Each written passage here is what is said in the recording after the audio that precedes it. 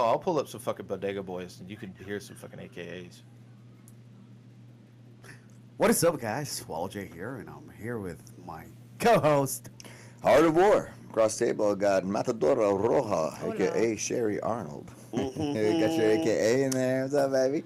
Across the boards there, we got Producer Chris. How you doing, Producer Chris? I'm good. Outstanding. You got your cup of coffee? Got my cup of coffee and my Disney mug. Your Disney mug? You went camping this other weekend. Camping. Speaking of which. Quotes, camping. No, What? speaking of which. I was like, you're in Disney World. He's like, it's Wild Kingdom. It's camping. I'm like, oh, Fort okay. Wilderness. Fort With Wilderness. the animals. Yeah. Believe it or not, it was funny. We were driving around with the golf cart. Fucking cheater. And there was a whole flock of turkeys on the side of the road. And Tyler just didn't know what turkeys were. And he was like, oh, look at all the birds. And I'm like, those are turkeys. There was like 20 of them. But we did, as a family, we did our good deed for the month down there. Gobble, gobble. So Yeah. we were driving around.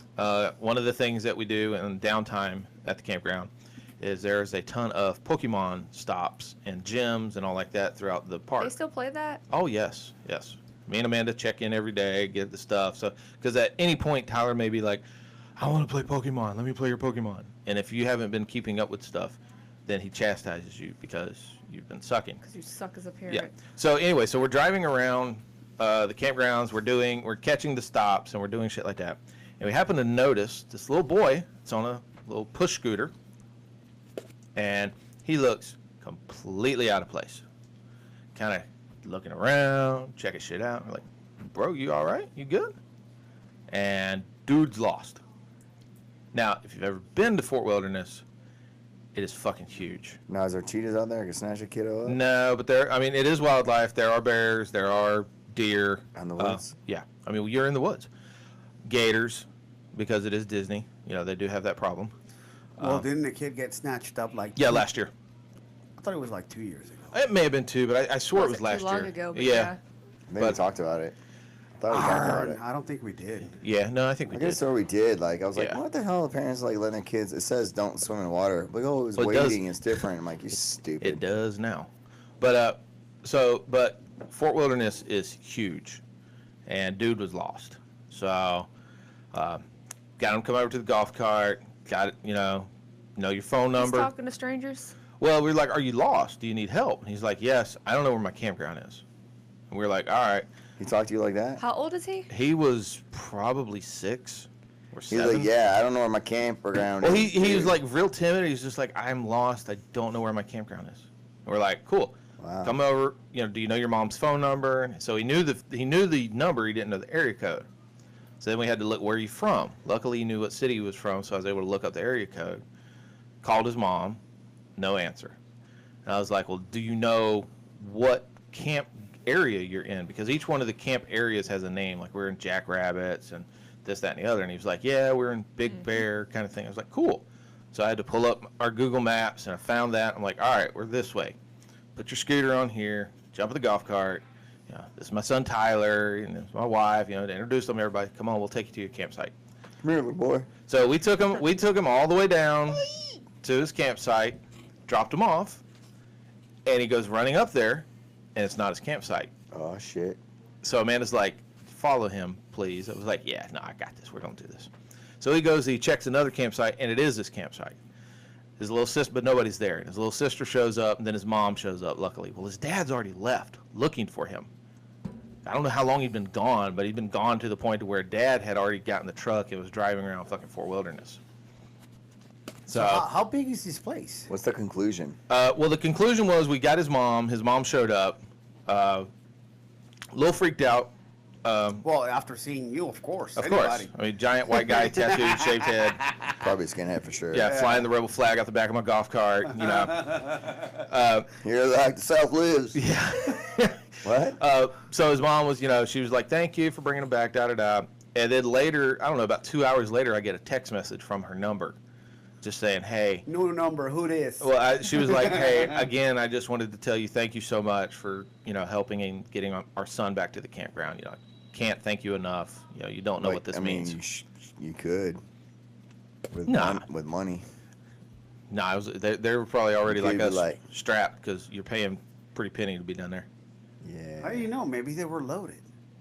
I don't know. Their camper one is as nice as mine. Oh, he's camper shaming now. Camper shamer. Hey, me and Amanda, we were walking one morning. Camping. Yeah. Carrots. Yeah, we were walking around our little block where we were camping at. We got the dopest camper out here. the No, block. no. In ours, we were like mid range. Yeah. Probably lower to mid range because we had probably 15 of the big RV buses, Yeah. and those things start at what this house costs for those things. Fuck that. Yeah. I will show it with my Dang, car son. with the little tent that goes out the back of my. Well, you got to think there was And one call that it we a were day. there was one that we were looking at. It's a bus with the partitions that expand out and all like that. Set up, their pull behind car is a Lexus. So it's like So it's a Toyota? no, It's no. a fancy It's a fancy Toyota. Yeah. It's a much more expensive Toyota. But it's like, me and Amanda were joking. We're like, how much money is just in this block in campers? I mean, it's probably $4 million in campers. Good lord. Ooh. Money, money, money. Mine's not. I'm so impressed. Nah. Different world than I live in, bro. Hey, it was a lot of fun, dude. We spent 5 days down there. We went to Disney. We went to, Again. yeah, we actually, Don't again, they have a bring a friend thing? I think they do have I'm something a like that. friend. Yes, you are. But see, we have to use our bring a friend. We got to get Art down there. I got to get Art down there so he can get a picture with Mickey. I want to go. Bro, to they're the like, yo, this is the Pandora. happiest place on earth. I was like, I don't know. Hey, he can take. I know a guy named Mickey. Mi quintal de huevos. La la la la. Only my Spanish people got that joke. Fucking Do I need to Johnny get- Huevos. Who- I forgot to tell you. Wallow got chastised by his mom today for talking to me. Yeah. Yeah. Damn So right. he That'll said- teach you to talk to me like that. So check it out. So Wallow's on his phone talking to his mom in Spanish, and then Chris pulls out his phone and puts on Google Translate. But he was talking too. Yeah, well, I he was He's like, hey, speak up. My Google Translate Yeah. can't get you. Loud and crisp. He's Well, I like, was- fuck you, motherfuckers. Yeah, Shut so up. that's what he tells you. Like, fuck you, motherfucker. No. I said, shut the fuck up. I'm on the phone. Yeah. So then you hear his mom. I'm assuming I don't speak Spanish, Yeah. but then she starts getting onto him. Like, don't you talk to him like that? That's not how you talk to people. He's like, yes, mama. I was like, yeah, I'm like, I love your mama. I said, sorry, mama. This is how I talk to this motherfucker. He's like, mom, you don't know this fucko like I do. You don't know this white guy. Fucko. You don't know him. He runs. He writes with a rebel flag. Damn right. Dukes of Hazzard looking motherfucker. Damn right. Yeah, they took that show off because of a rebel flag. No, they know, didn't. man. Well, they it's back on, but now they have digitally removed the Confederate flag from the General Lee. What? Yeah, you haven't seen And it? it's rainbows No. now. No, it's What not is it? rainbows. It's just nothing. It's, I'm offended on top. Yeah. No, they did. There was a couple episodes where they like removed the fucking. Usually, how stupid is Yeah. that? Yeah. I mean, Someone got paid to do that. Yes, they did. Oh, we're just creating jobs. it's What? part of the show. I mean, Oh man, it's the General Lee, bro. It's just this is what it is. It's racism. I never thought about racism when I watched the show. That's because I There's don't know. no black people in yeah. it. Is that what you're saying? I don't know. Perhaps. They were. No, racist. They were. They were the all criminals that showed up sometimes for Well, some I of the thought episodes. I thought Boss Hog was Shut black. up, bro. I heard that Oh my Boss god, you're Hog. making up shit now. I know. I heard Boss Hog was black. No. He said he was black. Who? It's an old From white the man. waist down. Oh. Boss Hog, get it? So lame. Sorry, bro. guys. Well, the next thing, Lame joke. if they continue, they'll make them like lengthen Daisy's shorts because her To shorts. jeans? They need Yeah. to take out Digitally lengthened. Yeah. past where her hands reach. Mm-hmm. Did you know there's a bunch of pictures I heard online, like nude, Mm-hmm. Yeah. from the 70s? Yeah. Yeah. She hot as fuck back then. Fuck yeah, she was. Big old bush What is though. someone scanning Yeah. a Polaroid Well, now? But that Well, was the thing back then. Yeah, that was the thing. You know, the whole shape look didn't come around Do they until just like like the 90s. pick it out? Some of them did. It definitely looked A like it. blowout. Either that or Yeah. they fucking shampooed and conditioned that shit. They had a hombre. Put some volumizer in it. Looked like they had a midget giving them their legs. Oh shit. Yeah. But see, the bad thing is then there were some, because I remember looking at old porn mags when I was a kid, and there was some where like they like didn't take care of that shit. So the ones that had the furry, it was all right if it was trimmed up and it's kind of neat. But then you had the ones where it like started going down their legs and shit. Creeping Like down the that. inside of the leg. Yeah, I was like, whoa. Not your while coffee, I'm bro. eating. Yeah, no, you're Why not. is this eating. so crazy, I'm gonna bro? pass on that. So crazy. Yeah, yeah. The I'm not. bush. I'm definitely not munching on that. Being like, Chris, I'm definitely Well. not munching on that. Okay, bro. Hashtag me neither. look, do you like hair in your food? No, Hashtag not it. Oh, I'm sorry. You call that food? of course.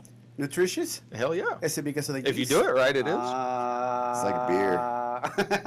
Oh, Is it sushi? did you guys see that? Not if it's good. There's a beer made out of Yeah, I'm not playing that. women's yeast. What? Yeah, Yeah. yeah, No. yeah. Yeah. I'm allergic to that too. There was there's been that post. I'm part of a fermenting page on Facebook for some of the Bet stuff you we are. do.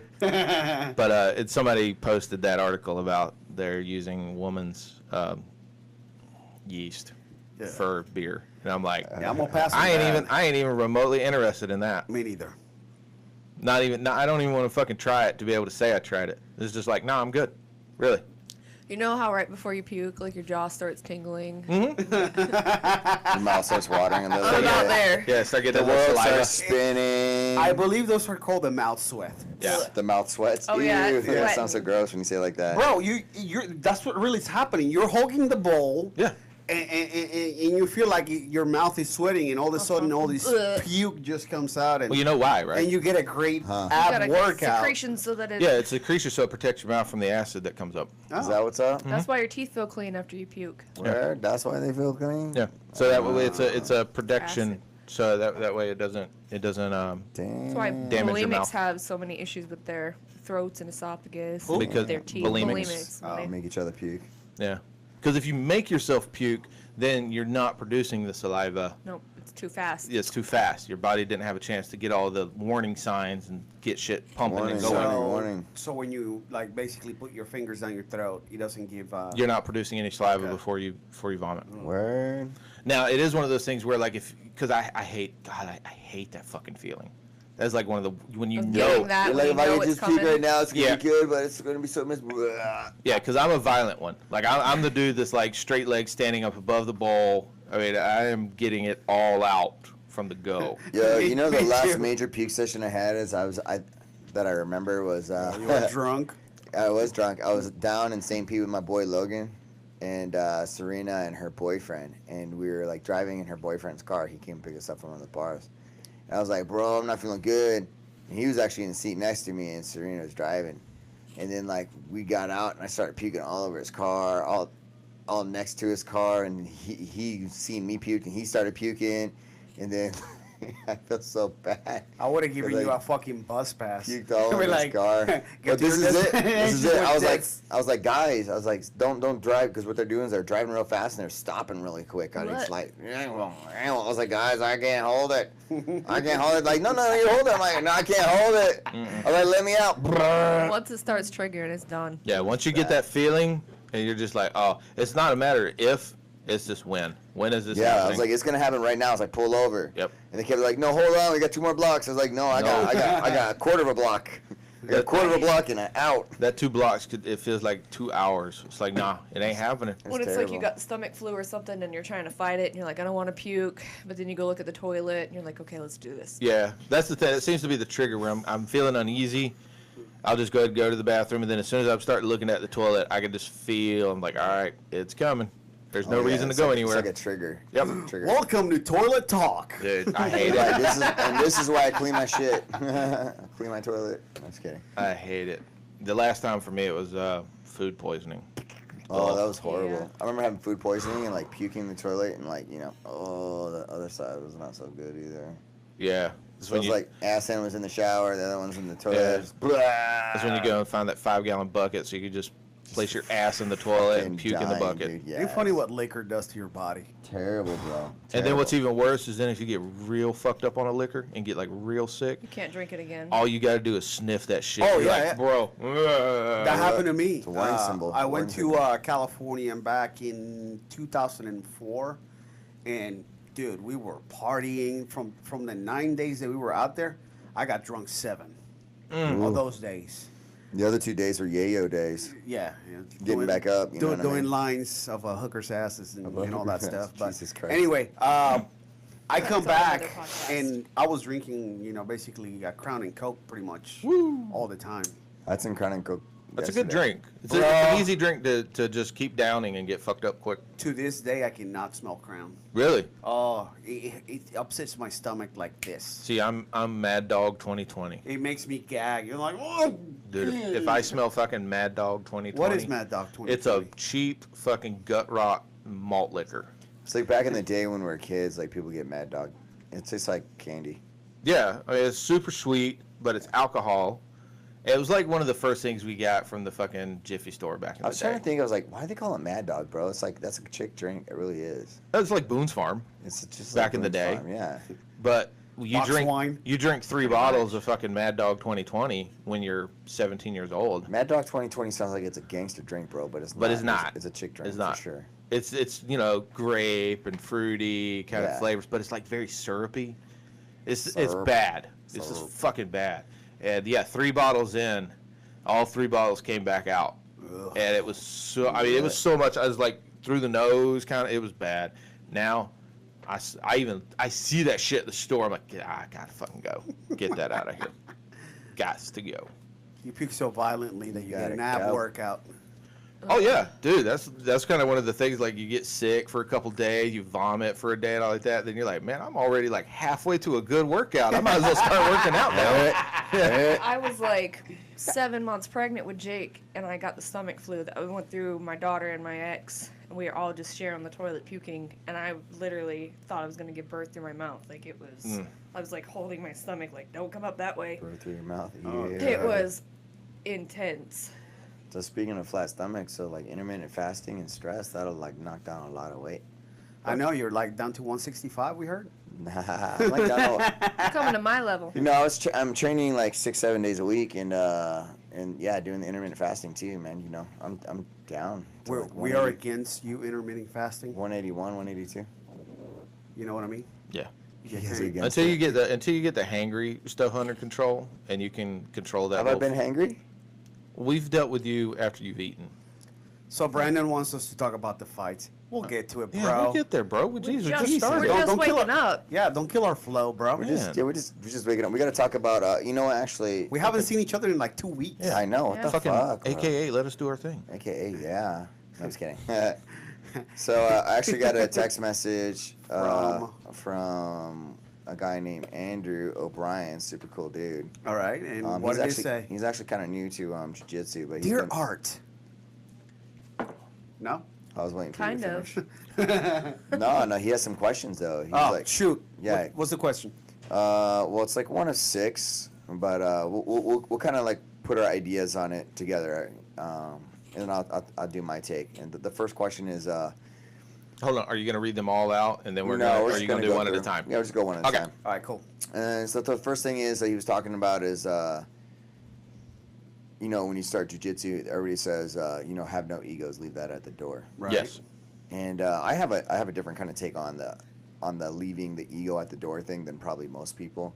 I think saying not to have an ego is when you do jujitsu is a lie. It's probably one of the biggest lies. You know, leave the ego at the door. It's like, well, if you leave your ego at the door, you'll never really push yourself as hard as you can to improve. No, you'll be passive. Yeah, you'll be too passive. But Healthy ego. Keep your ego in check. keeping an ego in check, having a healthy ego, I think is the key. And I talk about this all the time, actually, Yeah. you know, in class. But if you have a healthy ego, it'll help push you. But if you get tapped, you know, just know that there's levels, and you know that getting tapped is normal, and anybody can tap anybody. And my main thing is like I had this. I know Michelle almost broke my arm the other day. Yeah, Michelle almost got a couple people actually. Good job. Couple good Good job, people. Michelle. I was like, fuck. Okay, I'll tap. Yeah, somebody got to do that. So I had this Canadian Air Force guy come in and train with me for like the last 2.5 weeks. And one of the things I said to him at the end, I talked to him about the ego, but I also talked to him about like tapping and not tapping, and how everybody can be tapped. So that's why I said each human that you go against is going to have a head, 2 arms, 2 legs for the most part. You know what I mean? Some might be missing some. You know what I mean? And you can tap anybody. It doesn't matter how good they are. You know, you just treat them like you would anything. Do your technique, trust in your technique, and you can possibly win for real. And on the other side of the spectrum, for the person that gets tapped is not to lose your cool, man. You know, you've been training for 10 years, but you get tapped by a guy you only training for like a year. Don't be mad at that. He used that tech and caught you. You know what I mean? Just be like, that was really good. Move on from there. Learn, hey, when this certain setup happens again, I don't do that. So that goes back to your ego, keeping your ego in check. Not to get mad if somebody beats you that you don't think should beat you. Also, when you go out into town, you know what I mean? Like if someone's like confronting you, you having a healthy ego is going to help you kind of like de-escalate that situation, because you don't have to prove yourself to your friends, to that person that you're having a conflict with, that you're the bigger, better man, stronger, whatever, more tech, whatever you want to say. You're able to just kind of like say, hey, you know, it's not worth it, and just kind of walk away, and it's totally okay, and there's nothing wrong with that. You know, conflict is avoided. You know, dealing with the laws avoided. You know, possible injury that's avoided. I mean, it's all positives from there. But that all comes from having a strong, healthy ego. You know, if you leave the ego, like I said, you'll never grow. You gotta push yourself. You know what I mean? You gotta have a certain amount of drive, and that's part of that's from your ego. I've heard Joe Rogan talk in the past and saying that guys that train are not very likely to get into a fight because they know what they can do or what can happen. Yeah. So, you know, if somebody comes at them, you know, they're going to try to de-escalate the situation first. So, to me that makes absolute sense. But I also seen you guys where they're commenting, and you're like, well, what a pussy, I would have kicked his ass. I'm like, okay, well. You're the guy who has the peacock because you don't know where you stand. You have to prove yourself. Yeah. So that's definitely the difference. And, you know, as far as like, what was the thing you said, Joe Rogan said? That most guys that train are going to try to de-escalate the situation before they get into an actual fight. So on top of that, so people are like, oh, you do jiu-jitsu or you teach this, so you're all like, and it's like actually very much the opposite. Right. When I was in a different sport, like bodybuilding and powerlifting, I was more of that. You know, I had to prove myself. I'm bigger, better, stronger, whatever. You know, I show you my dominance.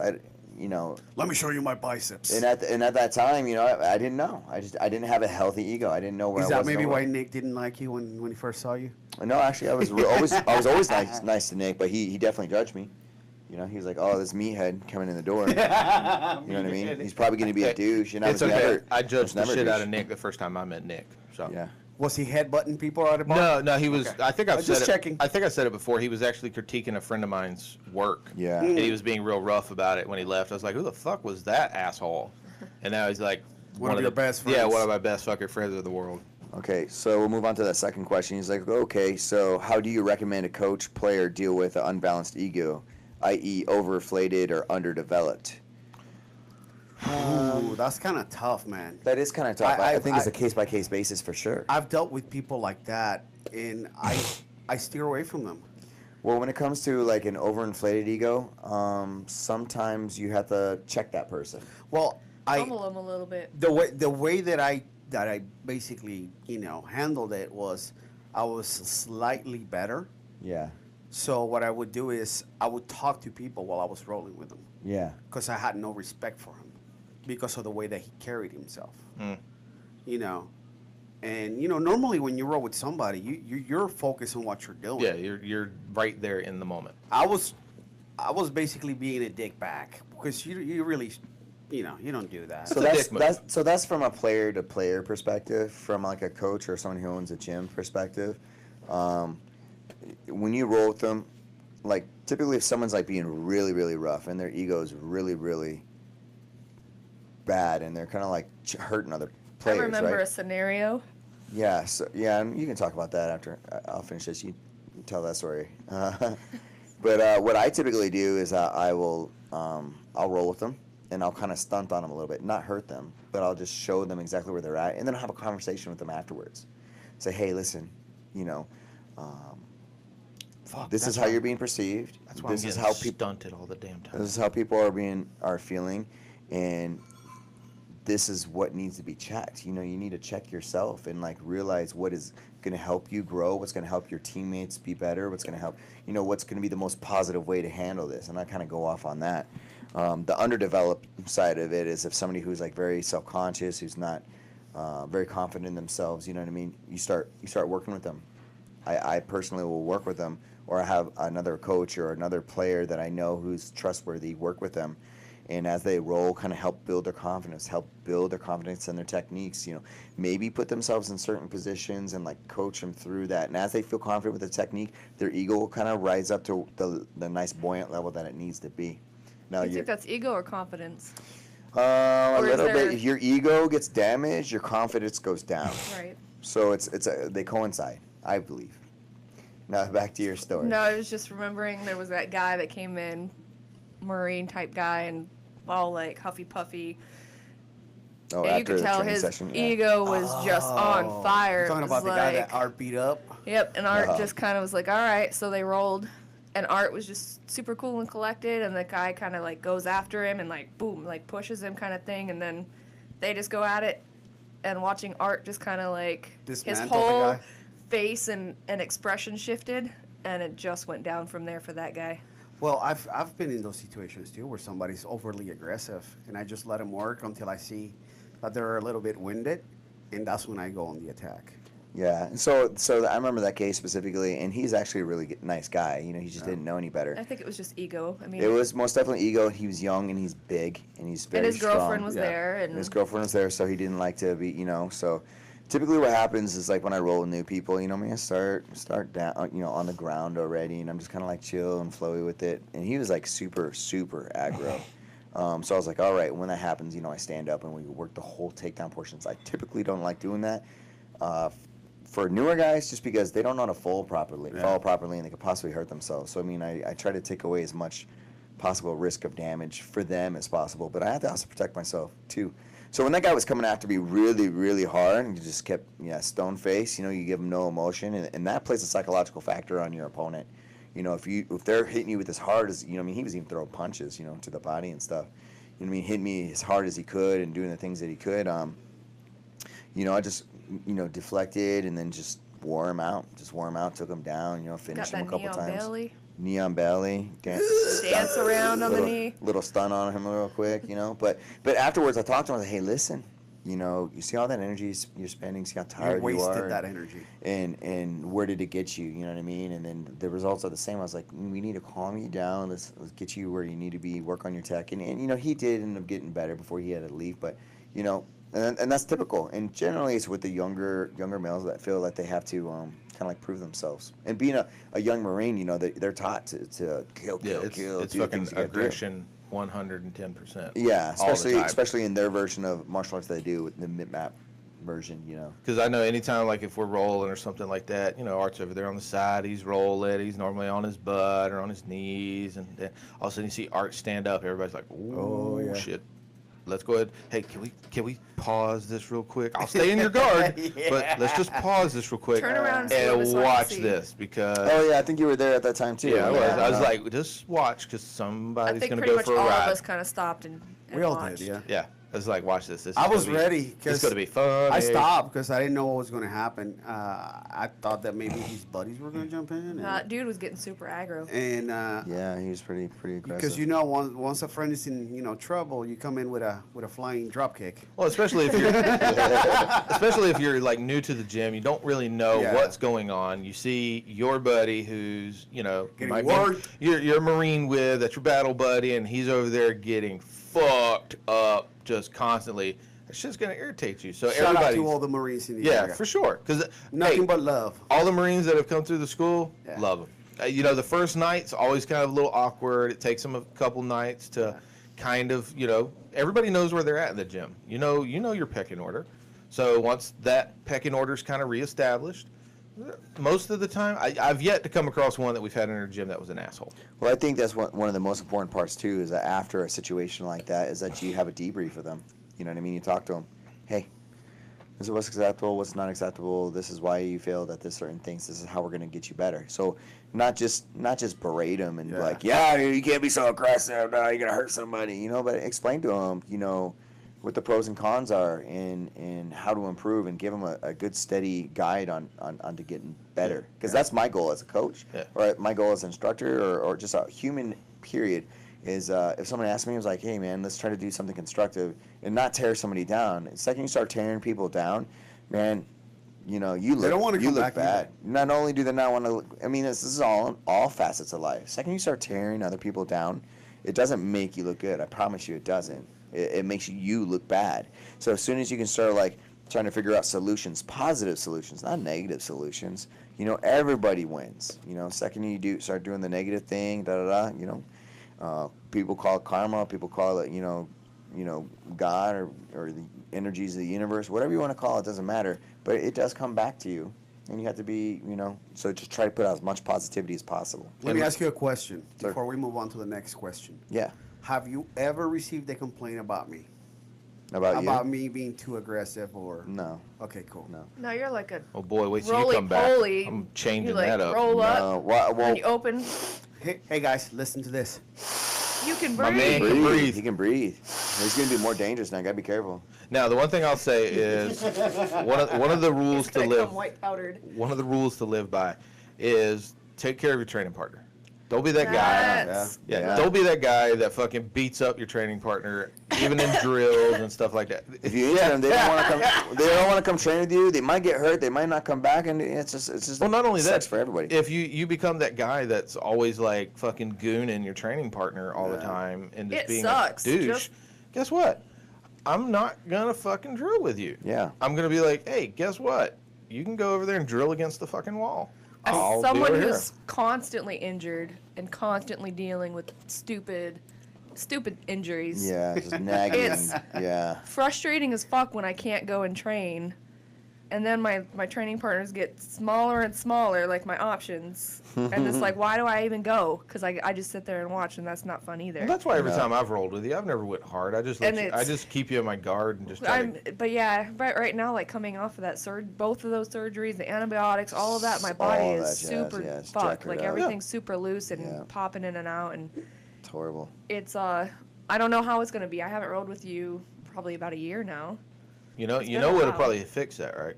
Some gluten. It'll help tighten up them joints. So Gluten and some milk. Wait, wait. You bond that together. if you don't know, Sherry has celiac disease. So And that's not her. I'm an asshole and I fuck with her pretty constantly about it. about her food issues. All just because of that one time I ate her a little bit of her pizza. Oh yeah. the Dojo gluten-free Life pizza. in the house. What's up, what's up, McDojo? guys? What's up, Bruda? All right, so check it out. We're gonna go to the next question. What's your advice on players to prevent them from becoming frustrated and quitting? This is the deal, man. And this Understand it's a journey. is like, yeah, that's for sure. Everybody wants to be good right away. Yes, that's another thing. The biggest thing is like, hey, man, take small bites. Just take them more frequently. You don't have to. You don't have to like try to consume as much as you can and get better just right then.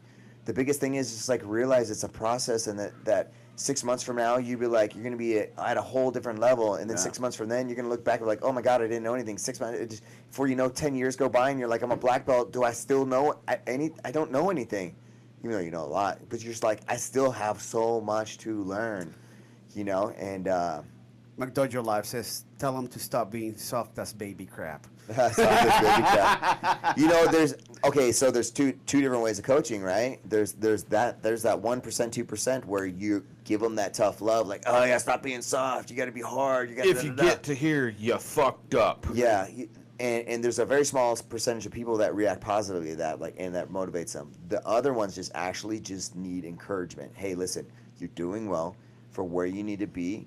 You're right on plan, or this is where you need to improve to get you back on track, or you're doing better than average. Keep that up. People just need reassurance the majority of the time. They just need a little affirmation that they're doing the right thing. So if that armbar is off, like, yeah, you got that armbar, but it's not going to work on somebody with this certain amount of skill. So you need to tighten this, and this up. And with that, you know what I mean? They're going to get better.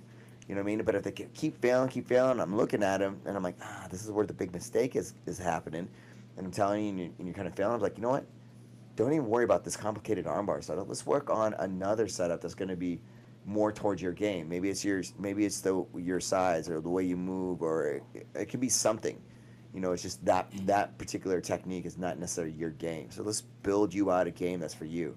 Granted, you got to know all these techniques. You know what I mean? You have to know all these techniques. But when it comes to your individual game and what makes you better, or what will make you successful, sometimes you got to modify these things. When I do private lessons with people, I don't give them cookie cutter techniques. What do you want to learn? I look at them, I see how they move through their roles when I've worked with them before. And I say, hey, listen, this is what you kind of gravitate towards. This is kind of the things that you really need to work on. And let's build a private lesson plan throughout however many times that you need it to fix these different holes, and let's tighten you up. And I haven't had one person who's taken private lessons for me that hasn't improved dramatically because it's individually tailored to their needs. Tailored to their needs. That's exactly the words I was looking for. Well, I mean, because that's what he did with me when I first started. It was like, look, you're not in a position where you can do this, this, and this. So we're going to work on tactical stand-ups. You can work on getting those down. Then once your body's good for those, guess what? I'm a big guy. I'm not going to be playing a lot of inverted shit and things like that. Let's not worry about those things. Let's move to this. This is going to be more your style. This is going to be more your body type. What's going to work for you? Yeah. The other thing I do is literally like whenever we have our positional roles that we do after the end of class, and then we have our open roles. And a lot of times for me, what I'll do is when it's open roll time, I normally try, I've been lacking on this, and I think it's been hurting me in my open rolls somewhat, but normally I will pick something. And it's not really always an attack. It's 99% of the time for me, it's just defense, survive. Try to get to a certain position. Control. Yeah, Get past or guard, and just get inside control. Just pick something, work on that.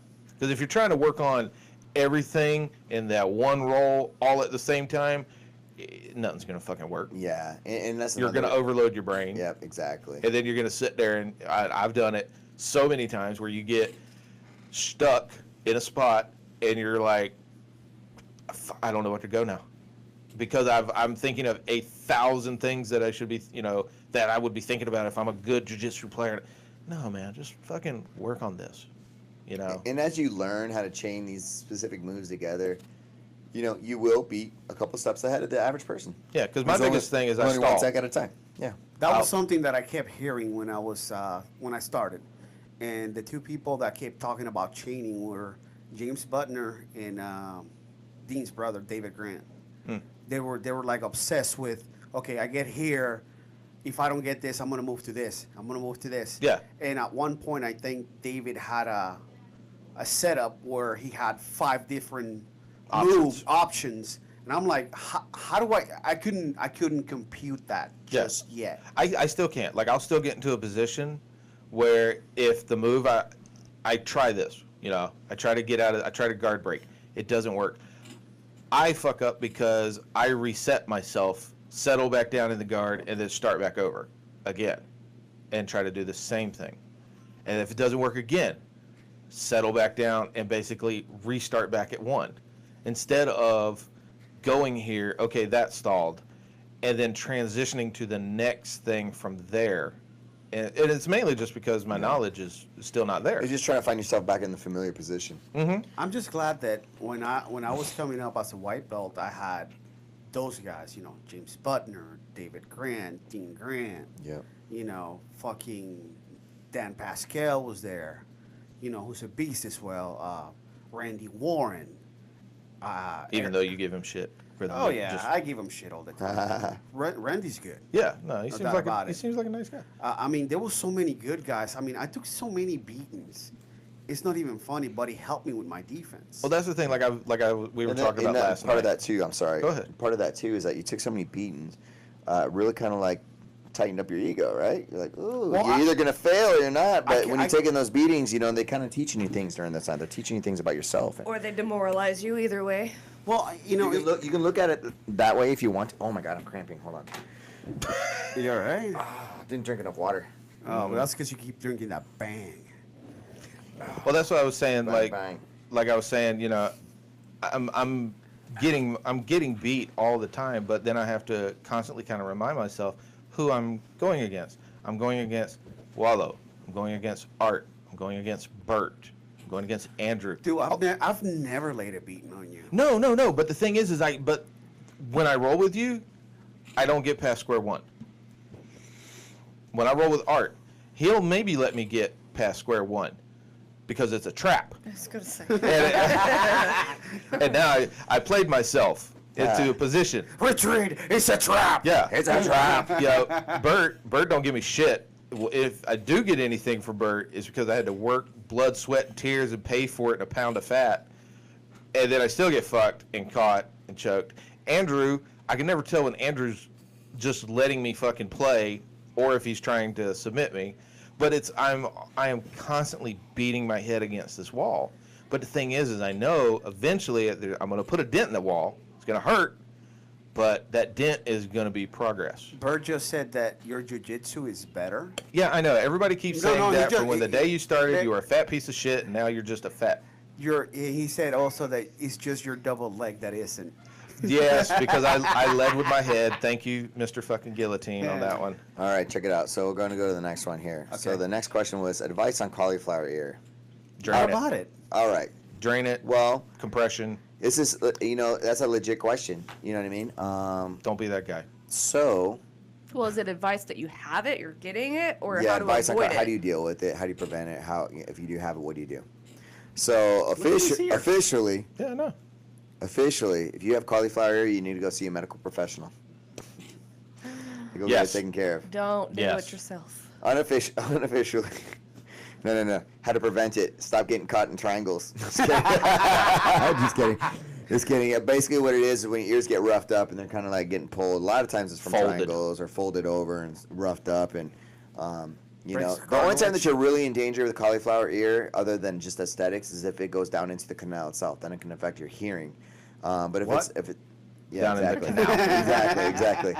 So if it's just on the outside, a lot of times, you know, if you know certain people who might know how to do sterile technique and drain these ears and keep it compressed over a certain amount of time, you know, you can recover from that. It's fine.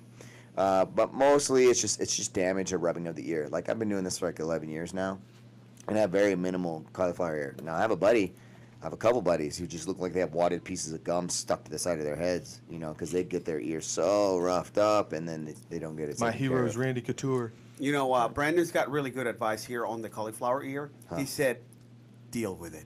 Protect it with your man bun. So, but officially though, if you get cauliflower ear, go see a medical professional. Although they probably don't always know what they're doing. They'll probably try to cut it and. Yeah, I've sew seen. things. Remember what they did to Yeah. Captain America? He Yeah. come walking into the gym after they got a hold. It's like, what the fuck happened to your ear, bro? Who was that? Clay. Yeah, Clay who? Clayton, Oh, Clayton. Captain America. I was Yeah. like, Clay who? Yeah, Like- Captain America. Because It's been so long. I know. Well, it burst on him in the middle of the night. Shouldn't he be back soon? I think so. I miss him. I do too. I love him. Mayhem. But what had happened is it burst on him in the middle of the night, and then it was like bleeding all over his pillow. So then he had to go down to the infirmary, and they like fucking cut it and stuffed it with fucking gauze, and then stitched it together for compression. So he comes rolling into the gym with two giant blue, basically Tampaxes to his ear. It's like, what the? Even Art, he walks in, and Art's like, "Why did you let him do that?" I try to tell him. He looked like a Doberman puppy. Yeah, it was so bad. I was like, God damn it. But One it of did my- heal. It did heal pretty good. Yeah. I mean, pretty good. it did heal pretty good. One of my jacked him up. friends, she has cauliflower ear, and she found the best way to put the pressure.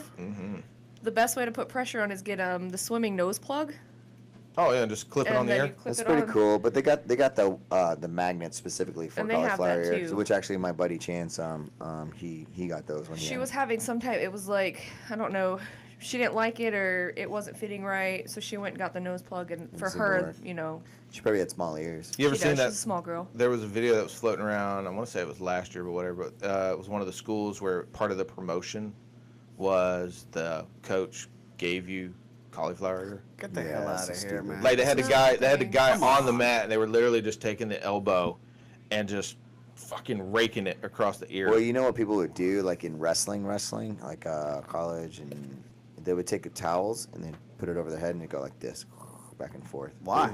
Yeah, to get cauliflower ear because it's like a badge of honor kind of type deal. Ugh. Yeah, it's silly. All right, so If you do get cauliflower ear, you might as well stay doing jiu-jitsu because You if don't wanna not, suck and have yeah, it, yeah. then you're just a dude that sucks with cauliflower ear.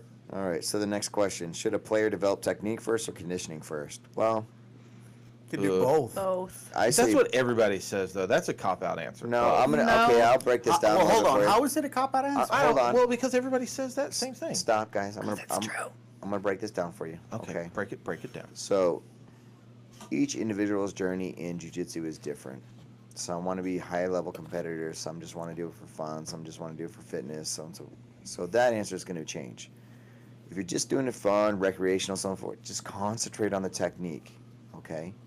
And then start building your conditioning as you get ready for possible competitions in the future. You don't have to have great conditioning to do jiu-jitsu. You don't. Jiu-jitsu is anybody can do this, right? If you are a competitor, you're going to need the conditioning because you're going to need the specific physical attributes plus the technique. You have to have the technique because once your physical attributes fail you, i.e. flexibility, strength, endurance, conditioning, all that kind of stuff, fail you, you need to have good technique to fall back on. And if you have all those things plus good technique, it's going to be advantageous for you. It's going to be for your complete advantage to have both. So for the average player that just comes in and is just like learning, bro, you need to know your techniques. For the competitive athlete, you need to know your techniques and you need to be conditioned, period, because you're competing against other people who are dedicating their lives to competition, dedicating their lives to being the best at whatever they're doing at that specific time. So yeah, you'll need both. I think that's a pretty easy way to answer it, right? Is that a cop-out? Who said cop-outs? That's a better explanation. Is that better? I Listen. feel that if you have more conditioning, then it allows you to drill the techniques longer. And you get more mat time. Now, like I said, we're talking competitive setting. Sometimes if you have just better conditioning and tougher and so on and so forth, you can get away with sloppier technique. But why not have both? Have better technique and that conditioning, and then you're going to go get somebody who has, less technique and good conditioning, or not just the same conditioning as you. You're going to win. You see what I'm saying? You're trying to stack as much percentages in favor as possible. Here's the thing. Whether you're competing at a tournament or competing at an open mat, you're still competing. Yeah. You're competing every night. So yeah, you do want that cardio. You want that endurance. That will come with it. But what I'm saying is like, just know what you're training for, and then you have to do that. So like different levels of conditioning, bro. You know what I mean? Yes, training in open mats and doing those kind of friendly rolls and stuff like that, your conditioning is going to be at a certain level above the average person. But that is not going to be the same kind of conditioning you're going to need at high level tournaments. I wouldn't know. I'm not Gordon Ryan. Just saying. that dude's a Captain super stud, Abs. man. Super Yeah. stud. Jesus. All right, so there's that, Man and Crush then Sunday. and then the last one. Would you ever consider starting a competitive team? Absolutely, absolutely, I would. But difference between me and a lot of people is that, or maybe not even the difference. Just my thoughts on it is like, I'm not creating a competition team saying you have to be on this competition team, you have to do this, you have to do that. If I have people with specific goals saying I want to compete, I want to do that, cool. I will create a team with other like-minded people in the school that want to do that thing. But just realize once I create that competitive team, I'm treating you different. I'm not going to be like, oh yeah, only going once, twice a week. That's okay. No, you got to be there 4 days a week. You got to be putting in the work. And you got to be pushing hard. And if you're just sitting there talking in class, I'm going to get on you. We're typically, I'm like, hey guys, keep rolling, keep rolling. I'm like, hey, you're part of the competitive team. You need to set an example for the rest of the people.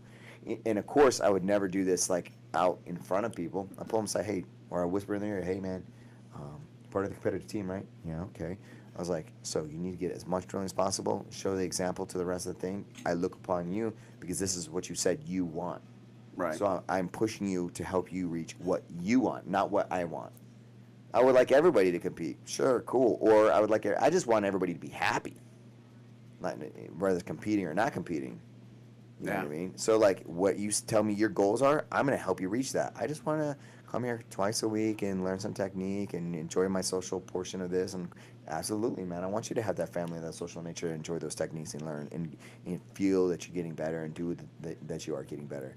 And then the competitors, hey, bro, I only saw you twice last week. Well, I spoke to my old coach, Matt, via text. Lumley?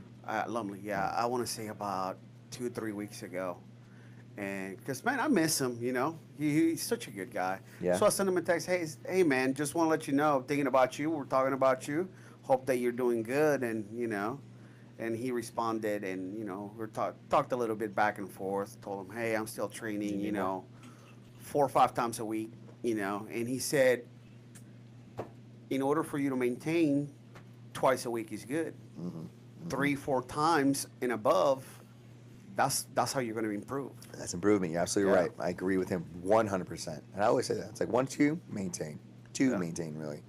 1 is just to not lose at 100%. Yeah. But 3, now you're starting to improve. 4 plus, now you're really improving. Still got to listen to your body. I have a couple students right now, and one of them in particular that asks these questions. He pushes himself really, really hard. He comes very, very consistently. And then days when he's like, I'm kind of sore, I was like, just drill, you just relax. Or, hey, I need to take the day off. Perfect. And he lets me know, and I like that. I like them letting me know, hey, I'm not going to make it to class tonight. I'm a little sore. This is what I need to work. But he's not copping out either. He's telling me he'd be there if he wasn't sore. Trust. Yeah. And I have to tell him sometimes. I even like kind of slow it down a little bit. It's not a race. You know what I mean? You're gonna get there. You're still in the first month and a half, 2 months of your journey. So. Well, before my surgery, I was coming 3, 4 times a week. Yeah, for sure. And I wasn't rolling every day. It's just I'm a little bit on the old side, so I can't just roll hard every day. So No. I would roll maybe on a Monday or a Tuesday, and then not roll at all until Saturday. Well, this is another thing too that I've kind of adjusted the way that I do my classes now too. Before it'd be like hour of instruction, hour of rolling, or strong hard 45 minutes of rolling every day. Now there's a problem with that. Your body can't take that much damage every day, so I can't expect these guys to be able to train 4 times a week. So let's say I only have them roll for maybe 30 minutes versus an hour. Now I'm getting in there 4 days a week. Now they're getting 2 hours of solids rolling in versus, you know what I mean, of fresh, technique and positional and all that stuff, versus them maybe making a day and a half, 2 days at an hour and plus the hour of their bodies aren't able to hold up. I'm able to get them more mat time by chilling out the length, the duration of the heavy rolls. So they're still getting good rolls. They're just able to get it more frequently. So, i.e., they're getting better faster. Like I said, as I've gone through these years of coaching and being coached and going to different schools and seeing what works and what doesn't work, being able to adjust my schedule and kind of pick how I do things for people, I think this is one of the most optimal ways to keep people healthy, for 1, 2, improving, and 3, able to do it more. That's the key, able to do it more. Guys, I lost 15 pounds and I gained it back. Yeah, man, that surgery and not doing any work. Bro, I've been so lazy. I know, you're going to jump on that strike fit. Let's tighten you up. Tighten you up, son. You said fuck keto. Yeah, pretty much. Fuck keto. Fuck keto. I Praise was- Kellogg's. Bro, Yeah, I was. Kellogg's. Yeah. I had the farts this morning. Dude, you were fucking bad. God. He did. For some reason, I think Milk and I are not Yeah. I can't do getting milk. along. They've broken up. Dude, he was crapping his pants. I get the this morning. lactose-free It was like milk. 8 o'clock in the morning. I'm like, oh my God, bro, I can't even deal. And Dude, I had a cup it's yesterday, terrible. like chocolate milk. And I was like on my bed, like doubled over for like 2 minutes, just like, wanted He to was die. he was shitting all over Bert for the first portion of this morning, and then he like switches hips. So then for the second portion, I get it blowing my way now. It's like, damn, bro. Dude, Come I on. thought I was gonna die. Like before, I couldn't smell my own farts. So I thought you were going to die too. It was okay, but now it's like, oh my God. Actually, I was Oh. convinced you were dead, bro. I was like, man. He ate something. I was like, I'm dead. pretty sure he died. That's what death smells like. That's the smell of a decomposing body. Is what you were releasing. I'm decomposing from Yeah. the inside out. If you've ever smelled decomp, you will always remember that smell. Hey, do we have any more questions from your student? From my boy. Yeah, from Andrew. That's a no. Because we No. got some fights. Yeah. No, let's talk about fights. That's it. That's it for right there. Actually, what happened is he just messaged me. Oh yeah. He was like, I didn't expect you to answer all the questions. Hey man, we care about our fans and our listeners. Listen, what did I tell you about that word fans? Sorry. I don't like it. I don't like it either. It's like I students just- trying to call you no, master. Yeah. Oh, hey guys, let me talk about this master thing too. By the way, Sensei? no master. I'll tell you. Professor. Okay, Sensei. So we were we were doing a Saturday practice, Yeah. like in an open mat or whatever, in Q&A, kind of going over blue belt curriculum and all that. And this guy walks in, and he's a black dude, and he had a white T-shirt on, had some blood on the front end. I was like, oh, fuck. And he starts kind of like breaking down and crying. And talking about, no, listen. He's talking about how he has to get down. He has to get over down the road, and he, gives me a sob story about his girl and how this other dope guy is a bigger baller than him, who beat him up, and he can't do anything. He just left the hospital over at Orange Park, and he pulls up a shirt and has this big zipper of these staples, and how he was in this crazy motorcycle accident, and his guts all spilled out. I'm like, fuck, bro. And he's like crying, so I'm like holding this guy's hand, and I'm trying to console him. And he's like, man, I just need a ride, man. I just need a ride. And I was like, hey, man, here, we'll have a water right now. Let me finish the classes. I'll give you a ride down the road, get you closer to where you need to be. He's like, all right, man. And then, like, we're doing these things right here, right? And he's just talking and so on and so forth. And I'm like, fuck. Dude, this guy, I forget where I'm going with the story, but it felt really bad. And he was like, man, I was like, man, I forgot. We're heading up the other direction, you know what I mean? I was going to give him a ride. Wallow shoots out. He's like, fuck that dude, I'm out. Well, yeah. I had said my goodbyes. Yeah, I'm in Wallow's camp. And he's starting to talk, and I'm like, I'm not about to listen. I know, man. So Sorry. I'm kind of like, damn, bro. You know what I mean? You're a better man than I am. Well, I have a heart. You know what I mean? He So likes like, I feel for projects. people. I like projects. Yeah, I guess something's wrong with me. I should just fucking cut all that shit out. But How about pick a project that just hasn't had like Stick with open that heart one. fucking surgery or some shit that's Yeah, bleeding through their bro. shirt? So- That's not a good project. I know. And he's like, well, let me get back onto the master thing. Yeah. So like I said, he's a black dude, right? And so he's like, all right, master. Da da da da. I'm like, whoa. I was like, nah, bro. It's not. He's like, yeah, man, I'm in the dojo, and I'm listening to the master, and I was like, whoa, bro. I don't like this connotation at all, dude. He's like, I know I'm black as fuck, man. Nobody wants to give me a ride. I was like, oh fuck, bro. He stereotyped himself. Yeah, I know. And he starts calling me master, and he's saying he's black as fuck, and nobody will give him a ride. And I'm like, I see this big fucking open incision, or not open, but I mean stapled shut. And I was like, oh man, my heart was hurting for him. And at the same time, I was like, shut the fuck up, I'm not master. You know what I mean? Don't call me that. It's And crazy. then you give him a ride a quarter mile down the road. I gave him a ride down to the BP gas station because it gets him closer to his bus stop. But See, it might have been like, your BP gas station's a mile down the road. That way. I know, man. That way. Dude. Nope, not that way. Turn around. That way. This is not how. Listen. Anyways, as I get in the car, I was like, I'm going to regret the fuck out of this. No good deed ever goes unpunished, which I'm going to find out a whole bunch lately. Nope. He starts fucking my road. Go down 93.3. Starts Get fucking my road. the I was like, fuck out. I was like, oh my god. I was like, Pooh. I was like, here, I drop you out of the dog track. He's like, oh, drop me in that BP. I was like, all right. In the BP, he walks off and sort of asks somebody else to give him a ride. I was like, shh, I get fucking head back. It's like, thanks for cleaning up the Mac guys, so on and so forth. I was like, that guy was calling me master? Oh, shit. He been watching too many fucking Saturday morning kung fu. Listen, Bro. the one and only time I gave somebody a ride, it was 1 o'clock in the morning. That's a fuck up right there. Yeah, he gave me a sob story. I was I thought he 21, was gonna say something 22. else. He gave me a... And Gave me a gummer. Soft. I ended up in Myrtle Avenue, Where's Ooh, that's not a good area. behind some warehouse that I could see the trucks coming in and out. that? In an But it- alley? Kind of. Basically, warehouse Yeah. district. So there was a house that had no lights. There was a few people up front in the porch. I've seen this shit in a horror movie. The guy gets out of the car. He goes to the back. Did you drive off? Two guys come running out of the front and running towards the back. I'm like, I'm out. The hell yeah, I'm out. Because he wanted me to wait and give him a ride back. And He I'm was going like, to buy some fucking cocaine or some Bro, I don't know what the fuck happened to that dude, but I'm pretty sure he's dead. White guy? Yeah, he was Meth. white. Meth. No, he was black. Oh. 'Cause I was gonna say, if you drop a white guy off at a house like that, that's meth. Gotta go get that bump. Bro, I don't know what was going on, but I'm like, I'm not sticking around. That's crazy, bro. And I couldn't find my way out. Look, I don't pick people up. I will stop if you're broke down on the side of the road and you have a vehicle and I can tell that you are rightfully down, yeah. broken down. I will stop. Now, I've helped some people. Sometimes it's backfired on me, and I laughed. But nah, if you're like, hey, you come up to me at a gas station or in the fucking parking lot and be like, hey man, can I? No, you cannot. I have this rule ever since.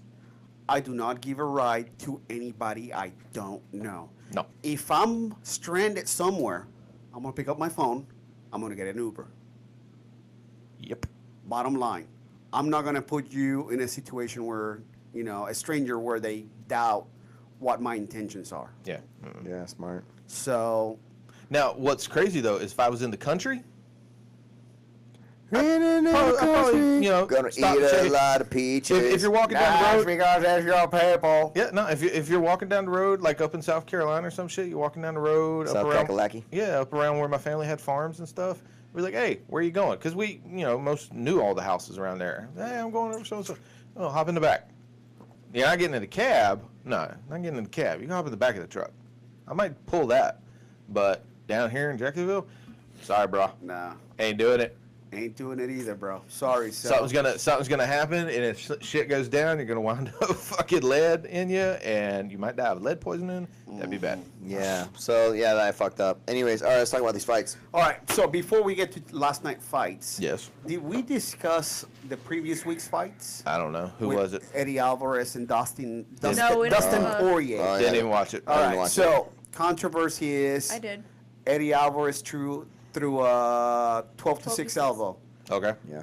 Now, based on his history with his last fight with Dustin Poirier, where he threw the illegal knees, I thought that it was fitting that the ref said, no, it's a 12 to 6, even though it should be legal. But the rule says it's illegal. Yep. I was okay with him taking away the position. How do you guys feel about it? Don't know. Go. Didn't watch it. Well, that ref had I think he ref 2 or 3 other fights, and it was frustrating to see him. And this was just people being on the ground in guard, and they were moving. They were actively, punching, defending, whatever. But he would stand them up 2 seconds into them getting in guard. He'd stand them up, and so he did that several times with other matches. And then with this one, Alvarez they were against the cage. Alvarez basically had mounts, they were kind of seated.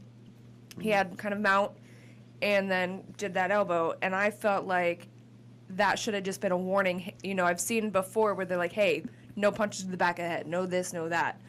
So that could have just easily been like, hey, you can't do that, no 12 to 6, and then just let the fight go. But they stood him up. Alvarez got rocked, and it just went down.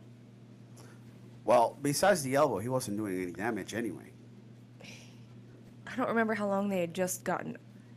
Seems like there's such a Down. discrepancy between the good refs nowadays and the shit refs. Well, Mark Goddard, he's a pretty decent ref. Is that who was refing that fight? Yeah. He was Wow. standing people up a lot, though. It just didn't make any sense to me. As soon as people would get to the ground, he'd stand them up. You didn't watch that fight? I think the UFC might be pushing an agenda. Which is what? Stand this up and get more excitement going, more banging. No.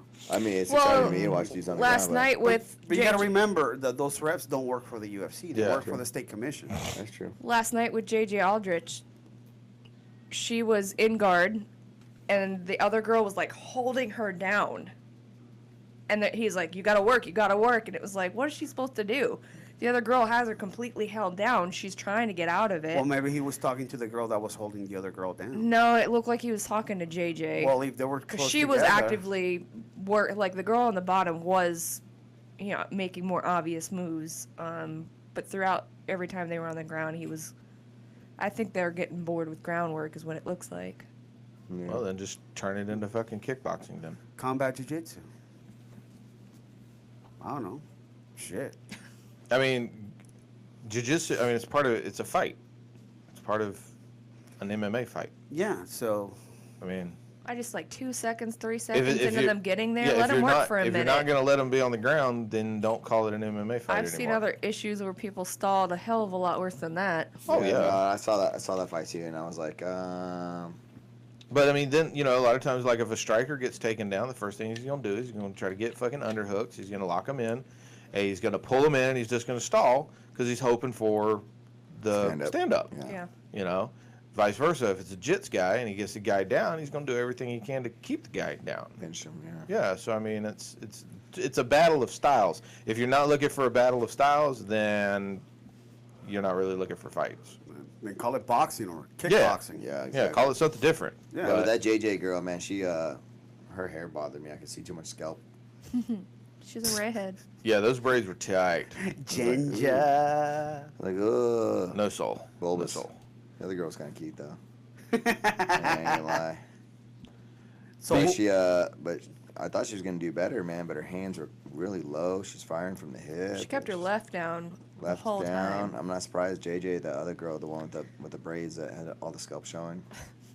She's just got a high forehead, bro. Yo, she had a big bulbous head. Well, I wasn't. I mean, Bulbous. that's a little aggressive, but Well, I don't think so.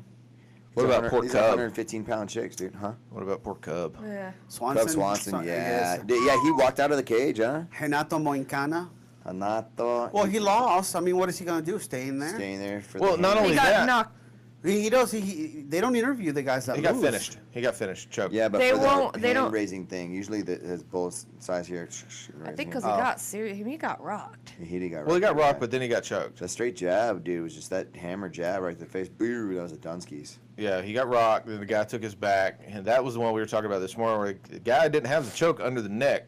No. It was. That was a Burt crank. Yeah, that was. You're either gonna fucking tap or you're gonna be eating through a Pretty good straw. jaw, yeah, dude. It was pretty hellacious. What was the I fight? didn't like the whole bowing at the feet and all that. That was Yeah, when you that started was talking the- about master. I started thinking No, about that. that's too much. I was like, dude, come on, you just fucking won your fight. Yeah. Yeah, you're. Well, he you just, can bow while you're Once. standing.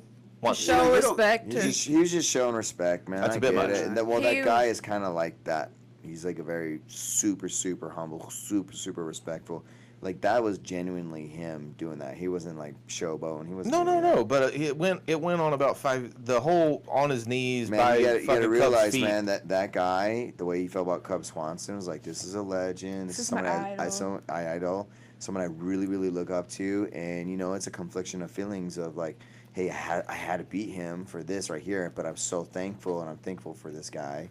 You know what I mean? Maybe I'm paraphrasing, but No, who no. knows? But It's that's how just I feel awkward. about it. Yeah. It is a little bit awkward, probably a It's little a bit little much, weird. but you got to think about it, man. When we have these hard rolls or hard training sessions, man, you know, at the end, like when you roll against somebody, you know, you give them a hug, man. You know, like you guys battled it out, and Yeah, but we don't hold it for 30 seconds and then look into each other's eyes. well, or maybe anything. you don't, but that's Yeah. okay. I mean, that dude was literally about 2 seconds away from fucking kissing Cub's feet. Well, I think he was. No, I think he was like He- pulling some Thai shit. You know what I mean? He was just. Well, he's Brazilian, so. yeah, whatever. South American ground karate. Yeah. Whatever. So there was that. that John's in who else? In What? the very beginning, Yeah. that was a really good fight. John. Oh, you mean Santos versus Holland? That was a super fun No. fight. No. That was the John's first on and, the John's. John's. Oh, John's in M? I don't know how to say that. Munoz. There you go. Munoz. There That's you what go. it was. Which one is that one? It was. It was it's- John's versus that what he said. Yeah, John Munoz. versus Munoz. It was smaller guys, but bro, those calf kicks, you know. Oh yeah, that's the Oh, fight. yeah. That Man, fight. Those kicks are very popular right now. Yeah. Like, you know, back in the day, you used to kick kill somebody them, in the yeah. sciatica. That low Eh, calf eh, kick. Now. And basically, you kill the nerve on their fucking legs, and they'd be dragging that. Well, leg. it's not only now it's the yeah. calf. Yeah. Well, you know why they're doing that, right? Because on the it sucks. yes, it sucks. But what you're doing is you're smashing your tibia, which is your big shin bone, against the fibula, which is the side of that Small the leg right It'll there. break. A small little. It'll break. It's a little strut bone. I mean, it won't stop them from ever fighting again. But man, it'll stop you from fighting right then. It's Yeah. so nasty. Yeah. Yeah, because So those nasty. kicks, man, they were making that leg just go. You know what? I'm done. I'm out. I don't want to be here anymore. I'm not gonna work for I you. have a buddy that wrote something. His name's Brandon Waters, and he's like very good Muay Thai guy. But he's like, dude, the art of taking the big bones and smashing the little bones with them. And that's whenever I see those kind of techniques, that's what I think. I was like, oh, you're just taking your big bones and smashing the little bones. Yeah, Brandon, that was a leg destruction for sure. Yeah. Oh yeah, because you can see the fucking red on Yeah. the back of was the done. leg. Ugh. And, ugh. But the one all the fights were pretty good last night. But I surprisingly enjoyed the Henry the, Cejudo? No, the Santos Holland fight. Yeah, that was a really I good actually one. enjoyed it. I didn't know if It was I a lot going of fun. It was back and forth. Talking and- about the guy from the Contender From Series. Yes. Yeah, He that was was talking fun. the whole time. He's like, man, why you hitting me so hard? That Don't do hurts, it that. sucks. Yeah, Yeah. he's like joking with him. Dude, I liked enjoyed that I thought fight. it was fun. That fight was better than his contenders fight. Yeah, I thought it was better than Yeah. the girls' fight for sure. Of course you did. Well, you don't like women fights. That's anyway. not true at all. It's totally true. That's pretty Yeah. true. We've got- I'm surprised you know the name J.J. Hey, Aldrich. look, we've got 87 episodes saying you don't We- like No, that. we got 87 episodes saying you guys saying I don't like it. And I have you- always you- denied it. There's- No. Okay. Whatever. It's the truth. Okay. You're the ones who say, you never once in any episode you ever hear me go, I don't like any of the girl fights. I don't like girl fights. You never heard me say that. It's always been you guys. Name one of the champion of the girls division. Right now, Active champion. For which division? Any active champion. Nunez versus Cyborg. They're two Okay, different who's weight the champion? divisions. Yeah. Cyborg. They're both champions, They're both- actually. Good try though. I kind of set you up with a win-win. Luckily. I'm not wrong. I'm not wrong. Oh, boy. No, and Henry's foot when he like Mm. rolled and rolled and Yeah, rolled. he kept Like, rolling and rolling. It freaked me out. I was like, oh my god, this is over before it's ended. So Henry Cejudo versus that guy. what's that guy's name? Mighty Mouse. Demetrius Demetrius Johnson. Show him How some do you love. not have respect for him? I know. Yeah, Show I him have some love. lots That of dude respect for that dude. Didn't look like he left the first round. He Yeah, had after the end of the 5, he was no just like, sweat on him, La, la, no la. heavy breathing. you can have cardio for days when you weigh 125 pounds. That's what I said. No, he's a Then you champ. should have double the cardio, sir. It's not how it works. You think you should have more cardio. More is more. Give more That's not how- oxygen to hold. Yeah, that's not how any of this works. No, dude, no, that was a really good fight. And to be honest, I was hoping that would be Henry that won it, but I was expecting Demetrius to win it because he's the champion, and but when Henry did win, I was like, I could see that because of the takedowns, the amount of control that he 10 to had. 0. You know what I mean? And then actually to come through that first round after that adversity of his ankle, like I don't know if he got kicked. Something happened with his He leg. said No, something. he he stepped got back. kicked. Well, he said he Oh. got kicked, so he felt like when he went to step, he didn't You feel it. Yeah. He couldn't Couldn't feel sense it. where his foot was touching. So Yeah. So he You kept, know those like, rolling toes shit hurt today. Well, I think it's his That ankle that hurts ankle. today Yeah. for sure. I don't know, dude. He fucking took that big toe and like rolled that Yeah. motherfucker up under his foot. Yeah, got shit was like pretty twisted horrific. in the mat. Ugh. So that was a really fun fight, man. Yeah, I'm telling you, I- and then Henry Cejudo's wrestling, bro, is on fucking On point. point, yeah. good. You know, it's funny, man, because I remember watching his wrestling drills, you know, and Yeah. mimicking them myself. I mean, he's just so good, man. I would love to get him over here because that'd be cool. He was hitting that inside leg trip. Every time. Oh Yeah. yeah, it was Oh my dope. God. So dope. DC But then, was DC DJ was so stoked for him. Yeah, Because he I was. guess he knows him since he was a kid or whatever. But he was very happy for him. Yeah. I mean, Well, he's a they're both wrestler wrestlers, too. yeah. And those are little guys, bro. It's like 125 pounders. I Jesus still Christ. love the meme that Miggy sent us with him. Oh, with Oh, the yeah. champ. Yeah. The first time somebody calls you Yeah, a the champ. first time an It's like- adult calls you a champ. Well, you know what's cool too is at the end of that he goes, "Hey, listen, I'm looking to take the winner Oh, of the 135." smart. So he's Yeah. gonna either fight. He was either gonna fight Cody Garbrandt or fight T.J. Dillashaw. T.J. Dillashaw ended up winning. He wants to fight T.J. Dillashaw at 135. So you got somebody who was a wrestler Yeah, with amazing striking yeah, and a Olympic wrestler because TJ was, I think, Cal Fullerton. I think he think was so. the college that he went Yeah, to. yeah. But he was wrestling. D1 Yeah, and you have a D1 wrestler against an Olympic, and against an Olympian. a gold medal, Gold medal Olympian. sweetheart. So yeah. Get that shit straight, yo. yeah, not bad. But yeah, Henry Cejudo, man, I'm a real big fan Sorry of his, for- man. I like him a lot. You know, TJ, got that win over Cody Garbrandt again via knockout. Quicker. Because First for him. fucking Yeah. Cody got too aggressive again. Yeah, he kind of rocked TJ a little bit, came in real hard, got caught, boom, boom, boom. And got And caught then- with the same Wobbly. punch. And then not to mention, though, there was like 12 unanswered strikes in a row to the face. He looked like he got anxious, like he wanted to finish him Oh, right then and there. It's totally. like, Oh, yeah. bro, you did such a good job with Dominic Cruz. You hit him, you rocked him, but you didn't You just didn't rush chase. in. Yeah, you didn't, His composure was definitely. Yeah. shot the definitely. shit. And it's the same Definitely. thing. He come rushing in, took that fucking overhand right, boom, Boom. got rocked, and then it was the knee because when he came off of the came Yeah. off the cage, took I think 1 and a 2, and then he turned, and then as soon as he turned, TJ just grabbed him, tight clinch, Boom, fucking head, knee. introduction to the knee, and done. And then Cody's still like throwing his hands up. Oh, you still have to fight. Hold on, let me stumble backwards I real mean, quick. did you Okay. want to face plant first? Well, or... this is the deal, man. Like, when you're in the heat of that, dude, you just, I know you want to keep Nobody fighting. wants to lose face either, but like, yeah, you beat me. He's like, no, fuck that, I wasn't done. Of course. You were done, bro. Of course. And typically the fighters know that, and a lot of times in the rules meeting, the ref will say that too. They're like, hey, listen, man, when you're done, I'm going to call it. And I understand you're going to say no, and that's to save face, and I get it. We'll play that game. That's what the game is. So that's a little insight thing on that, right? Well, what's crazy is It's like if I call a fight, though, I mean, you're done. You're going to go do that thing, or if you want out, I'll know. Yeah. I'll know you want out, I'll Listen, pull you let's- out, and then you can say, I didn't want out, For the and mo- then save face. For the few minutes that fight lasted, it was just a barn burner. It was. it only Matt- lasted 38 seconds. Matt, 38 seconds? What? No. I TJ? feel like it was a little No, that was longer. longer It's than a little that. longer. Round 1, 46 seconds. It was under a minute. I mean, Was it it? was. I'm looking It at. seemed I'm, long. There was but it so was- much action in I'm- under a minute, Well, bro. what's crazy is really. Well, I guess Cody had 10 total strikes. Yeah. Okay.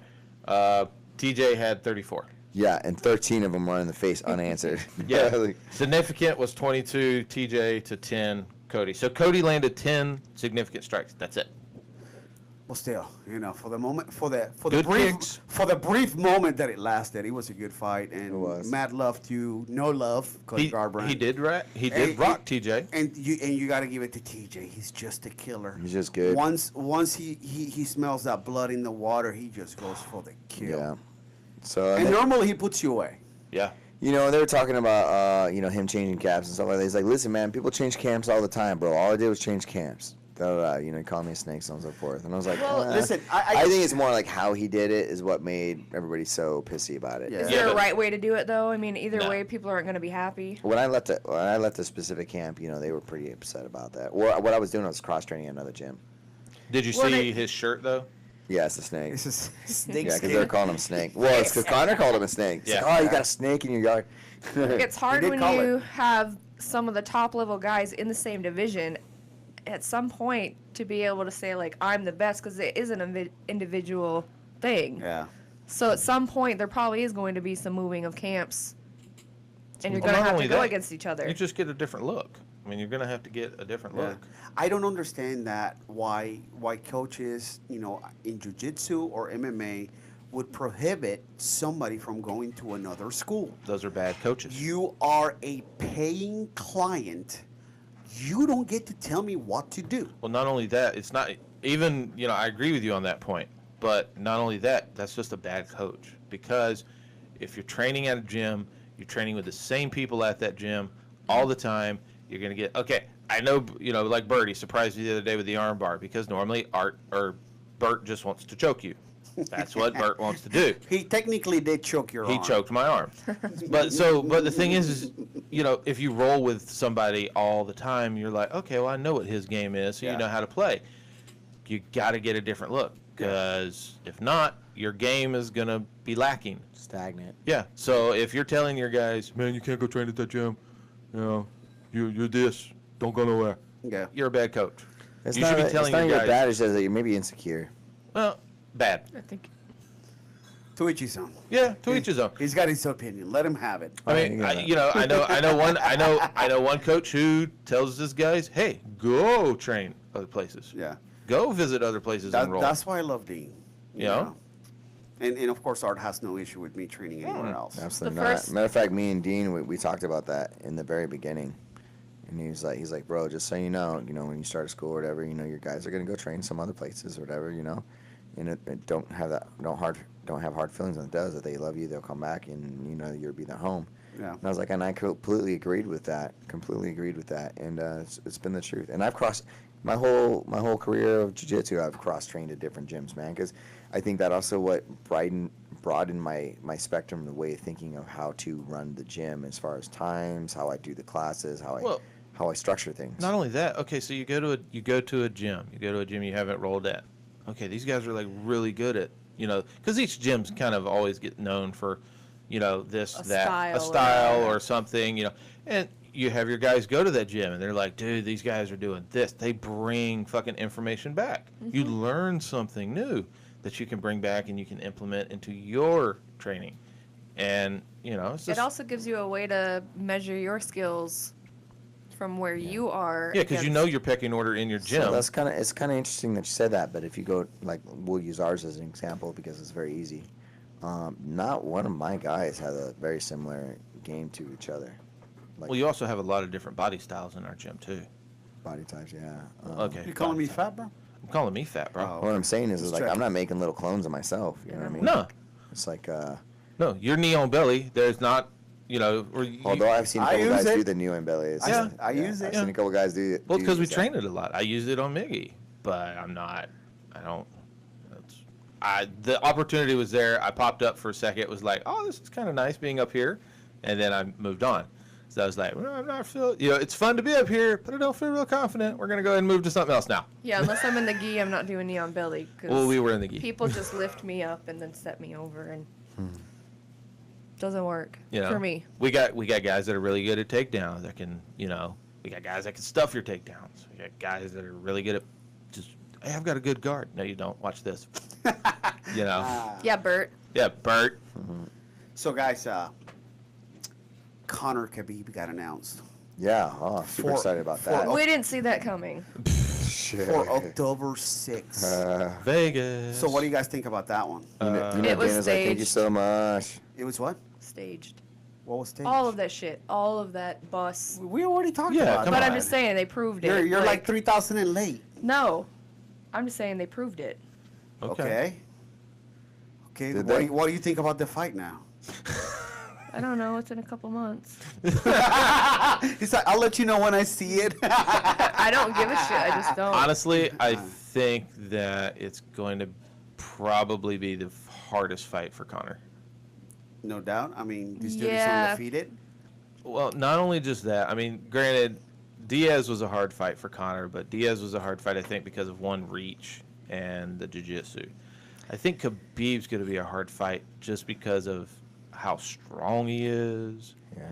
and his striking. His striking is meh. His striking is not Nate Diaz striking, No. and But he his has, ground game's and he gonna has be- been rocked Yeah, by by Michael gu- Johnson. By Michael Johnson, really good. And he's not as good as I don't want to say Michael Johnson's not as good as Conor as far as the striking goes. But I don't Michael think he's Johnson not. is not as good as Conor. I said it. So do you think because both fights with Nate, they went to the ground in the first fight, the second fight, Conor avoided the ground at all costs. Do you think he's going to go into this I fight think the he's going same to do way? the same thing, and I think he's going to try to do some precision hitting. And if he starts landing those lefts or starts landing those spinning kicks to the gut, it's going to be an issue for Khabib. If Khabib can start taking him down and avoid that situation, which is going to be very, very hard, then it's going to be something else. So last with Nate Diaz, Conor had started training a lot with Chris Brenner, Yeah. the one black belt. Yep. Strangler. Yeah, so he had worked a lot of jiu-jitsu defense because of Nate. So I don't know if he's gonna. We were talking about that last night. I don't know if he's gonna do that kind of same thing and try to get that defense built up He better. for the ground against him. I would or if he's just gonna, talk to DC and be like, yo, What do I gotta do? I need you in my camp, son. Champ. Yeah, champ. Champ. I need you in my camp. Champ. That's what I would do. Yeah, because if Khabib gets him down, But the problem is that's not going to happen. I just realized Khabib is AKA, which is DC's camp. Oh God, you're AKA. So, fuck that. It's Yeah. not going to happen. sorry. All right, so you who's- better be leaning on Dylan. So, Dylan who? Dylan Dennis. Dylan Dennis is not a wrestler. No, but he's got some She is. jiu-jitsu. Yeah, that's fine, but he needs somebody to help him with his takedown defense. Does Khabib do sambo? I don't know. I think he does. He's Russian, so Sweetheart. I sweetheart. hate to be That was a stereotypical. yeah. Well, that was a question that was asked last night, and it was just fucking funny because the answer was, well, he's Russian. Of course he does sambo. Sweetheart. No. Sweetheart came when I said, "Oh, isn't he?" I said he was, I think, a silver medalist in for Henry. Yeah. I said, "Isn't he a silver medalist in sweetheart. wrestling?" He goes, "No, he's gold, sweetheart." And that started a whole fucking cascade of, don't call me sweetheart. I hate him when you do that. So then for the rest of the night, we all called her sweetheart. It And just bless your hearts. for me condescending when you say it I know, but you got to remember, we don't say that to be condescending. Fucko. Yeah. Aw. Because guess what? I do the same thing to Amanda sometimes. I don't know what the word is I use, but I know that sometimes. Like, hey, bitch. No, It's when someone says something that's like dumb or like, Yeah, really, and- why'd you say that? Bless her heart. And there's something I say, and I don't know what it is, but I could tell when I say it that it immediately pisses her off because she feels the same way. Like if I say it, basically I'm calling her a dumbass. Yeah. Don't call me a Pretty bitch. much. Yeah, so I understand where you're coming from, but the thing is, I'd never do it intentionally. He doesn't mean to, and he doesn't. I know. He doesn't mean to He's too fucking sweet. feel that way. He's too but sweet I've and fucking noticed, proper. I've noticed when he says it, it is when I say something that's stupid or. You know how to fix that, right? No. Stop saying dumb shit. I don't know how. Well, she's a redhead, so. Let me just be real. Sweetheart. But it's not just him. It's something that a lot of guys do when they Oh, say. here we go. The guy hate. No, I'm not hating. They don't know they're doing it. I just generally don't think they Here comes know. the hate train. I'll go on that train later. Hashtag us too. Hashtag me too. Hashtag Wallow's next. Listen, Right. so Connor, that's fucking October. No, the we- 25th anniversary. No. No. That fucking That's card. October. Yeah. The card November? for the one in November with Tyron Woodley and Darren Till. Yeah. Let me go ahead and pull That one card up. is stacked. Dude, Darren Till. There's Did you 3 see- women's fights on Did you there, see so the you'll stare not down watch it. between Tyron Woodley and Darren Hill? Till. Till. Yeah. Darren Yeah, not Hill. Oh, Okay, Till, sweetheart. It's okay. Thank you. I appreciate it, Cupcake. Right there, sugar So Darren Till had his hands up like this, and Woodley come up to like his elbows, like he would tower over Tyron Woodley. Yeah. He looks so much bigger. That's not the one fight. That Maybe I'm not in the pants, but- Super excited for the one card. Who's the- Oh my God. You know how to throw a dick joke in there somewhere. Vagina, penis. So Are we good now? no, Move on. he's pulling up the card. No, I'm just kidding. I was talking about Oh, that one was. We get all the vaginas and penises out of the way? Yeah, we're good. All right, now let's talk about some normal shit. But now, Okay. see, the problem Talk is, about the problem is that's literally the only fight for that card. What do you mean? No, it's not. There was a bunch. What about But there was. Cerrone and Perry? Oh, yeah, That's that's not pretty that cool. fight. That's not What? that's not that card. What do you mean it's not? It's not. Dude, it was. I'm sorry. No, Who's the that one was with the computer? 229. Oh, fuck your computer then. Yeah. Damn. Tell me Oh, who- you and all your facts. So tell me the card then. Wasn't Cerrone with? Yeah, with Perry. Yeah, Perry. No, but wasn't that on the Conor McGregor No, card? I don't think so. No, it was for the 25th anniversary in Denver, Colorado. Okay, because this is in Dallas, Texas. No. UFC 228 was the one that Woodley's fighting in. But that's literally the only names. I mean. Okay, so go to the one where it's in Denver, Okay. the 25th anniversary one. I thought that was 230. Pull that bitch up. The Beatrice. Put that bitch up. All right. Where is it? Because this is the 20. It's in November. I thought that was UFC 230. Yep. Is it UFC 230? November 3rd. Yep. Yo, In I'm New hungry. York, New York. Okay. All right. Pull it up. Hold on. There we go. What do you got? I'm trying to. Where is it? It's There not we go. pulling up? Okay. No, there's Poirier, Diaz. They've only got 5 fights on the card right But now. I thought Diaz pulled out. I don't know, Not but the yet. on the UFC website, the main card is to be announced, to be determined. You know what? Fuck them then. We'll talk about it when they come back. Yeah, but then they've got Romero, Costa. Hey, UFC, get your shit together. Yeah, fix your website, brah. Yeah. Yeah. Poirier, it's not opening my Diaz. phone. So Souza, I heard that Branch. for this fight, there's not gonna be USADA testing For who? for those guys. Why? Why? They both got exceptions. Who? Who? Paulo Costa and Yoel Romero. What? Yeah. Why? That would be awesome. I would fucking watch it. He's just talking They shit, both bro. on that horse meat. He's just talking shit. They It's need to not have true. that shit on a fucking Indian reservation. This is Team Old Body right there. They're both jacked. I'm kidding. I don't know. I was just joking. That's funny, though. I was looking at you. I was like, skeptical info. Right? I was like,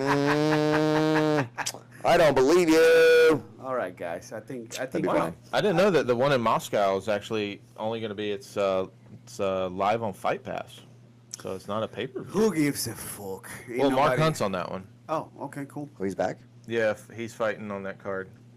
Okay. But then it's just Who's he fighting? To be determined?